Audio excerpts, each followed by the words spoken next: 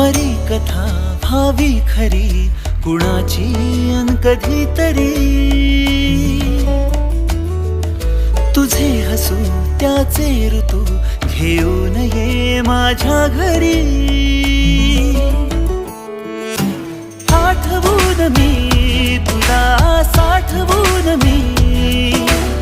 आठवून मी तुला साठवून मी जपतो कालचा